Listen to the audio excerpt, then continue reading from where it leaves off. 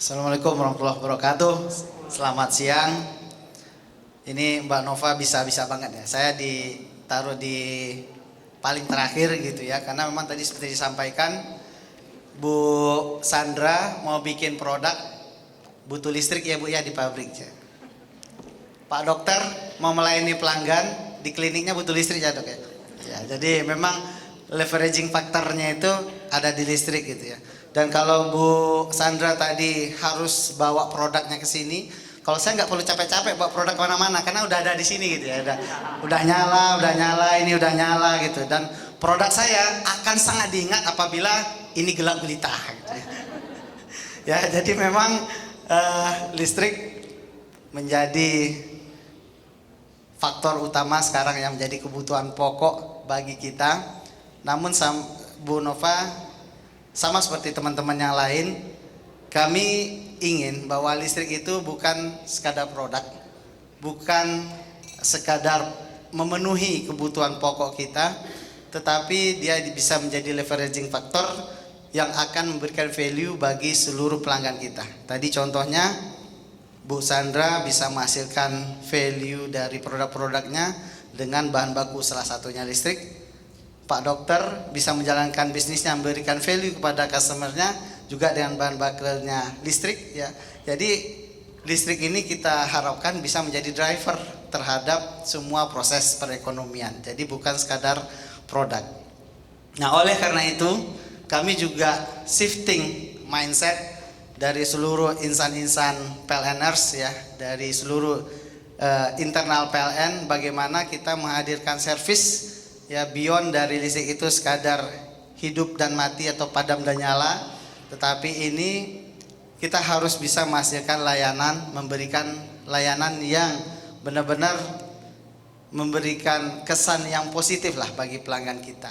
Oleh karena itu di PLN pun sekarang Bapak Ibu sampai kita bikin satu divisi sendiri yang dipimpin oleh Executive Vice President Customer Experience di BOD-1. Itu benar yang Pak Dokter bilang tadi, semua rating, semua komentar ya, mulai dari rating 1 sampai rating 5 itu dipelototin. Ini kebetulan ada Bu Uce di sini ya. Itu pelototin ini komentarnya apa, komennya apa, customer experience-nya itu seperti apa. Kita lakukan survei terus menerus juga sehingga kita dapatkan pain point-nya bagaimana, apa yang harus kami improve. Karena bagaimanapun juga mungkin banyak yang menganggap bahwa PLN ini masih monopoli, tidak Bapak Ibu. Ya, jadi di sini saya berbicara sebagai sisi bisnisnya PLN. Ya, jadi kalau dulu Undang-Undang 15 tahun 85, PLN itu memang sebagai PKUK, pemegang kuasa usaha ketenagalistrikan satu-satunya. Tapi sesuai Undang-Undang 30 tahun 2009 tentang ketenagalistrikan sebenarnya PLN itu hanya salah satu pemegang izin usaha penyediaan tenaga listrik. Saat ini sudah ada lebih kurang 64 badan usaha swasta yang memiliki UPTLU yang memiliki wilayah usaha sendiri. Contohnya yang nggak jauh-jauh ya di kita, misalkan ada Cikarang Listrindo dan lain-lain. Jadi mereka juga melayani end to end sampai ke customer. Nah, oleh karena itu semangat melayani ini terus kami tanamkan kepada seluruh insan PLN. Kami lakukan yang namanya juga transformasi. Kalau kita sedikit melihat referensi ya, David L. Rogers dalam bukunya Digital Transformation, salah satu poin yang sangat menarik ya menurut saya, bahwa bagaimana konsumen, bagaimana pelanggan itu diperlakukan atau diposisikan bukan sebagai objek, tetapi adalah sebagai mitra, sebagai partner, sebagai networknya kita. Tapi sebenarnya Mbak Nova, David L. Rogers itu kalah sama rumah makan Padang sebenarnya. Karena kita lihat di rumah makan Padang kan tagline-nya, kalau Anda puas, ya, apa kalau Anda tidak puas sampaikan pada kami, ya, kalau Anda puas sampaikan kepada teman, rekan atau keluarga Anda.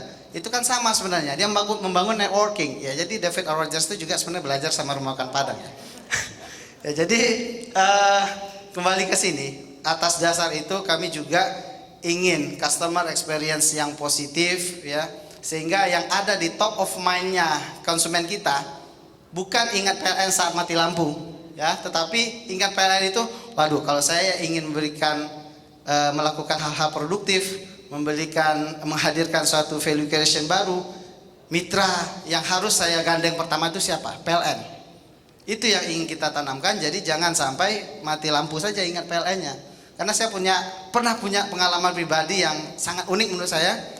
Lagi naik pesawat, proses boarding, pas kita udah masih boarding, tiba-tiba lampu dan AC-nya pesawat mati.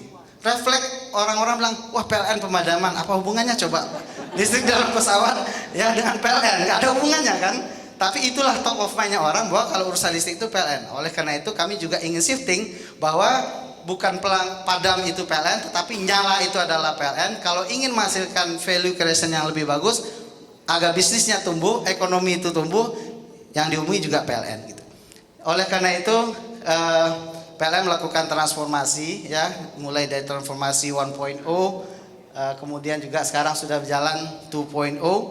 Beberapa hal yang kita transform ya. Kalau growth mindset itu sudah jelas ya. Kemudian digitalisasi, kemudian juga net zero emission ya, karena sekarang juga kita concern terhadap energy transition.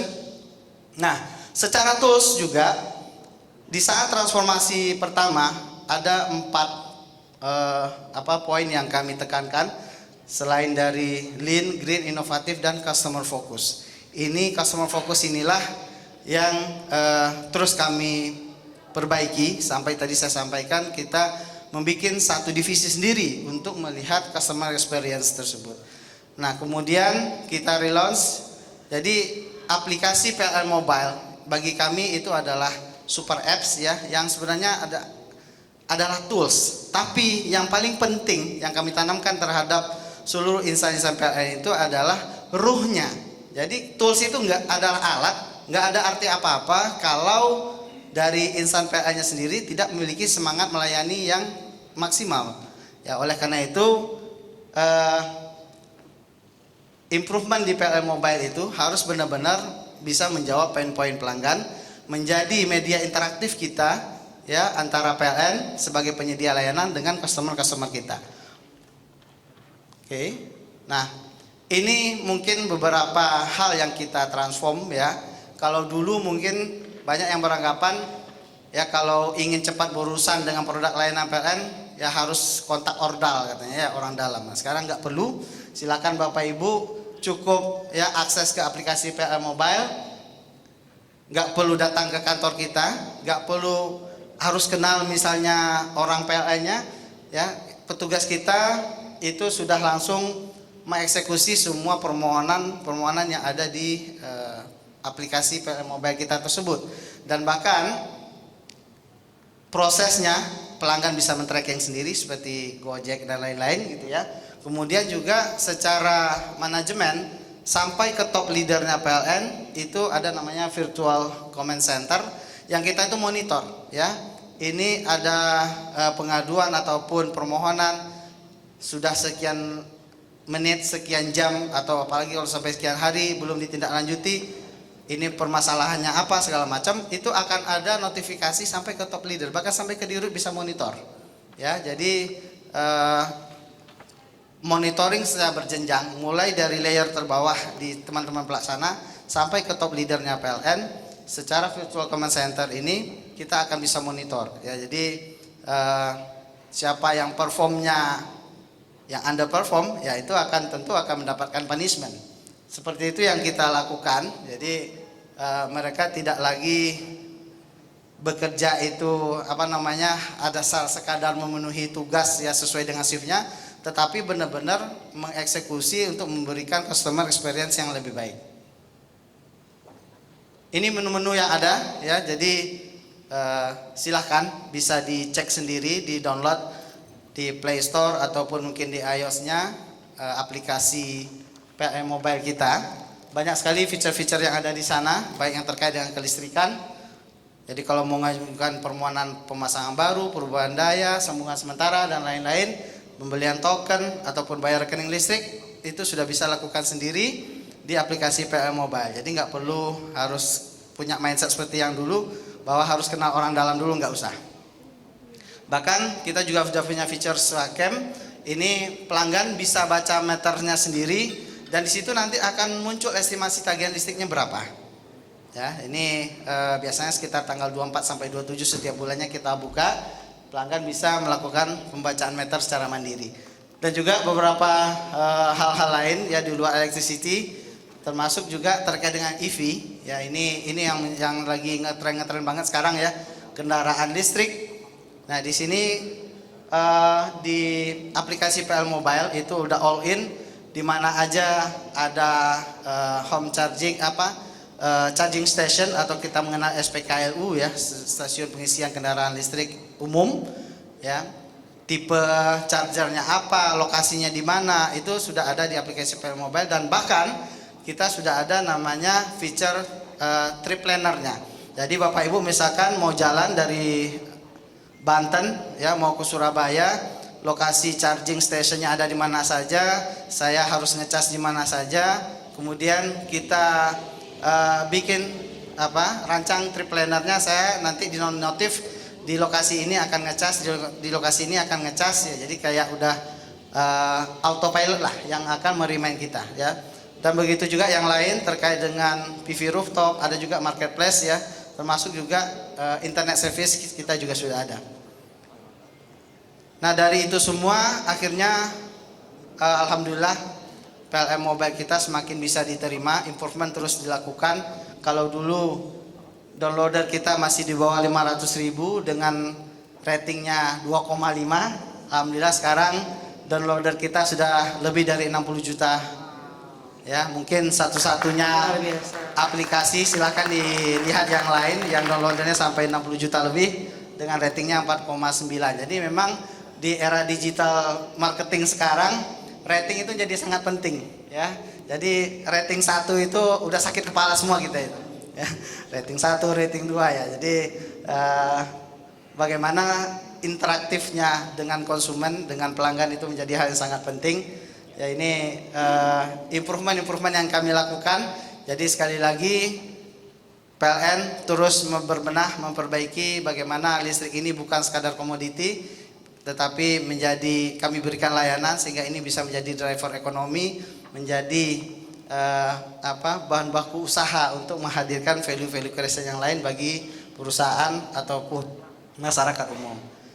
Dari semua itu alhamdulillah akhirnya kita tentu semua usaha yang akan memberikan hasil di tahun 2024 ini yang diumumkan di 2025, akhirnya PLN bisa masuk dalam top 500 Global Fortune ya, kita berada di posisi 469. Boleh tepuk tangan Bapak Ibu sekalian, susah banget nih masuk Fortune Global ya, 500. Fortune Global 500 mungkin satu-satunya utility kelistrikan ya yang bisa masuk di ke Global Fortune tahun ini. Ya.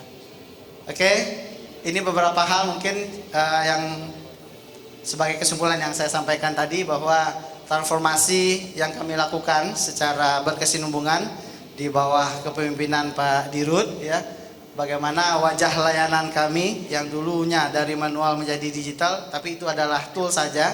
Yang paling penting itu adalah heartnya ya, bagaimana semangat melayani itu benar-benar soulful ya, dimiliki oleh seluruh insan PLN.